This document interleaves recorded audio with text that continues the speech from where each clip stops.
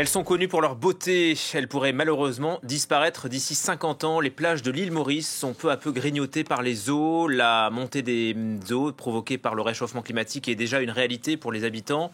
À l'heure du sommet sur les océans qui s'est ouvert aujourd'hui à Nice, votre rendez-vous Afrique s'intéresse au sort de cette île de l'océan Indien et nous sommes en ligne avec Vassen Kopé-Moutou. Bonjour et merci d'être en direct sur France 24. Vous êtes océanographe et ingénieur en environnement. L'île Maurice figure parmi les 50 pays les plus exposés aux effets du changement climatique.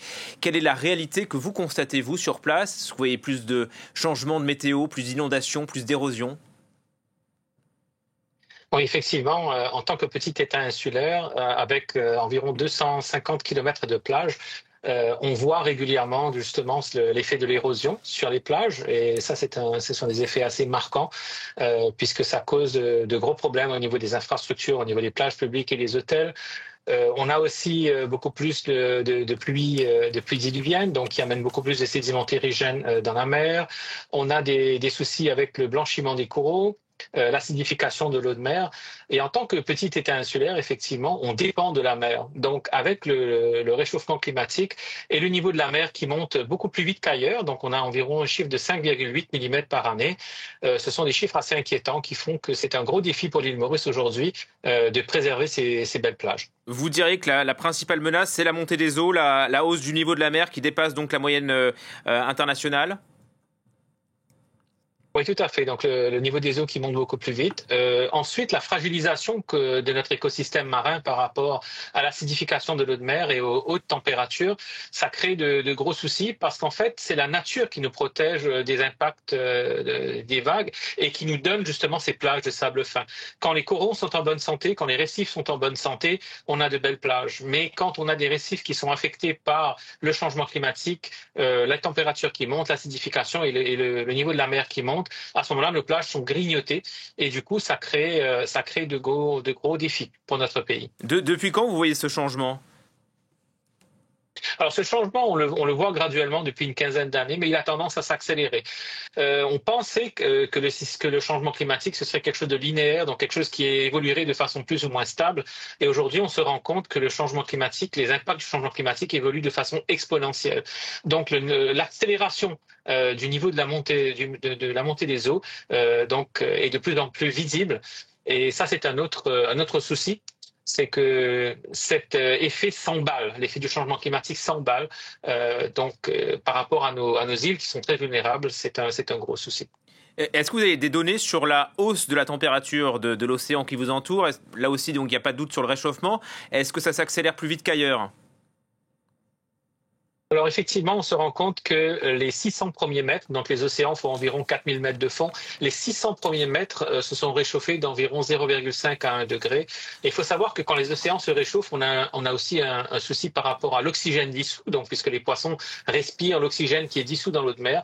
Plus l'eau est chaude, moins on a de l'oxygène dissous. Donc ça crée des changements aussi au niveau des migrations de poissons comme les thons et par rapport à la profondeur de ces poissons.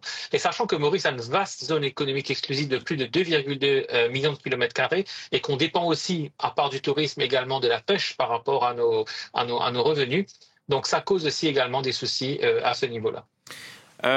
Tourisme, pêche et cette image de paradis sur terre qui est souvent collée à votre île. Est-ce que Maurice aujourd'hui est préparé aux changements qui l'attendent? Je pense qu'aujourd'hui, oui, effectivement, il y a des mesures qui ont été prises par les autorités grâce à l'assistance du gouvernement français, par exemple l'Agence française de développement. Il y a une étude de vulnérabilité qui a été faite. Il y a le BRGM qui travaille aujourd'hui à Maurice. Et aujourd'hui, la population, les scientifiques, le gouvernement, les universitaires, tout le monde met un petit peu la tête ensemble pour essayer de résoudre ces problèmes liés au changement climatique. Parce qu'on sait que si nos plages disparaissent, ça va causer de gros problèmes, non seulement au niveau du tourisme, mais également au niveau des infrastructures côtières. C'est pour ça qu'il faut réfléchir à des systèmes de façon globale, pas seulement au niveau d'une plage, mais au niveau de tout un écosystème.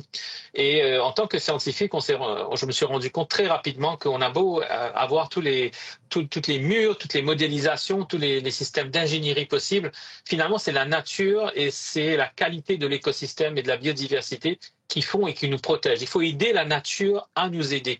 Et c'est cette réflexion qu'on est en train d'essayer d'entamer. Donc à l'île Maurice, on est en train d'enlever toutes les infrastructures qu'il y a sur la côte, les jeter, les murs et toutes les infrastructures en dur. Et on se rend compte que finalement, en enlevant ces structures en dur, on se retrouve beaucoup plus avec des plages beaucoup plus belles. Donc c'est ce type d'approche aujourd'hui qu'on est en train d'utiliser à l'île Maurice, qu'on appelle ça les solutions basées sur la nature. Donc aider la nature et les océans à nous aider à protéger nos plages. Je ne sais pas si ça concerne que Maurice, mais je lisais que l'on replante de plus en plus de mangroves aussi dans l'océan Indien, et ça permet de lutter contre l'érosion. C'est ce que vous dites en gros, on redonne à la nature la place qu'on lui avait retirée. Oui, tout à fait. Alors, le système est simple, c'est qu'en fait, un grain de sable, c'est très petit, ça bouge très facilement, et on a des plages de sable parce que l'énergie qui arrive au niveau de la côte est dissipée par les systèmes naturels. Donc, les vagues arrivent de l'océan avec toute la force et toute l'énergie, elles se cassent sur les récifs. Ce sont ces grandes zones blanches que l'on voit. Et puis, dans le lagon, le reste de l'énergie est dissipé par les branches de coraux, et finalement, quand il arrive près de la côte, on retrouve les mangroves qui, elles, finissent par dissiper l'énergie. Donc, plus ces systèmes sont en santé, plus ils peuvent jouer leur rôle, on va dire, de dissipateur d'énergie et donc de protéger nos plages. Si ces systèmes sont affectés par le changement climatique, par le réchauffement, l'acidification des océans, mais aussi par les activités humaines, là, on se trouve avec de gros problèmes. D'ailleurs, vous dénoncez certaines mesures annoncées par le gouvernement mauricien qui ne vont pas forcément dans le bon sens, notamment la reprise de l'extraction de sable des lagons, qui est interdite depuis 2001. Il se passe quoi? Là, il y a une ambiguïté, visiblement. Alors en fait, l'année dernière, dans le dernier budget, en 2024, le gouvernement voulait extraire le sable du lagon pour le remettre sur les plages. Mais avec le changement qu'il y a eu avec les dernières élections, cette politique a été remise en question. Et aujourd'hui, on est en train de se baser beaucoup plus sur la science pour faire de ce qu'on appelle le science to policy, donc de la science vers les politiques environnementales et par rapport à l'économie bleue. Et par rapport à cette situation, il y a des rapports techniques, des études qui sont en train d'être faites. Et cette décision de pomper le sable du lagon pour remettre sur les plages est aujourd'hui remise en question par les nouvelles autorités. Qu'est-ce que vous attendez de cette conférence de Nice pour faire évoluer les lois, faire évoluer les mentalités, ou alors est-ce que vous êtes plutôt sceptique de ces grands rendez-vous internationaux?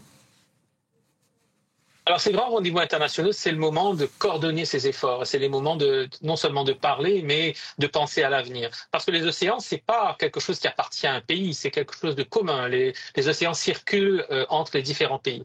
Et vous vous rendez compte que les océans recouvrent 71% de la surface de la Terre, et ce n'est qu'en 2017 que la première conférence internationale sur les océans s'est tenue. C'est pour dire qu'on a été vraiment en retard. On a toujours considéré la Terre sans considérer les océans qui nous relient tous. Et par rapport à ces conférences, il faut prendre des grandes décisions, par exemple par rapport au seabed mining, au fait qu'on veuille recueillir des nodules polymétalliques sous la mer, au fait par rapport à la pollution plastique qui transige d'un pays à un autre, par rapport aux impacts du changement climatique, au réchauffement climatique. Ce sont des décisions globales. On peut à Maurice ramasser le plastique sur les plages, mais il y aura toujours du plastique qui va venir de l'Asie et qui va venir se jeter sur nos plages par rapport aux courants marins. Donc ça prend des efforts globaux. Et en dehors des grands discours politiques, je crois que la population et les nouvelles générations attendent des actions concrètes pour arriver à des résultats concrets.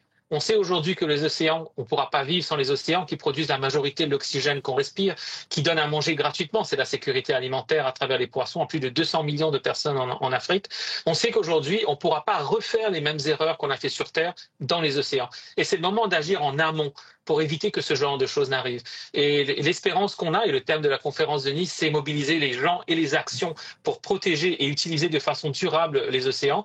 Je pense qu'aujourd'hui, il faut une mobilisation internationale par rapport à une problématique internationale, parce que nous sommes tous connectés par rapport aux océans. Et c'est l'espoir que je place dans la conférence de Nice. Il y a un point aussi qui est très important par rapport à la conférence de Nice, c'est ce qu'on appelle les BBNJ, donc les Biodiversity Beyond National Jurisdiction, donc les eaux internationales qui, pour longtemps, ont été un petit peu des zones de non-droit.